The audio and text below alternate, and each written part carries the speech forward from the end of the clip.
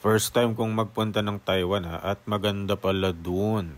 Nung una, hindi ako naniniwala pero to see is to believe nga, 'di ba? Kaya nagpunta nga kami. Kasama ko dito si Aki. Follow nyo siya kasi magaling yan kumuha ng picture. Follow nyo na din ako. Ako yung gumagawa ng Another Life Update with Ponpon Alarcon, D. Ampon. Si Aki yung photographer / DIY travel agent namin dito sa Taiwan. Para sa episode 2 ng First Time in Taiwan namin, nagpunta pala kami dito sa Jofen. Ayoko na dapat pumunta dito kasi maraming tao pero dahil first time nga namin, sabi ko, sige, check na natin. Panoorin nyo yung full vlog namin kasi doon yung makikita kung paano kami nagpunta from Hotong Cat Village, ano yung mga binili namin, paano namin napanood tong Slayer concert dito sa Taiwan, at paano kami nakauwi kahit na pasado na sa schedule ng mga namamasadang bus. Check nyo yung bio ko or DM nyo na rin ako para masabi ko sa inyo kung saan nyo siya mapapanood. Okay?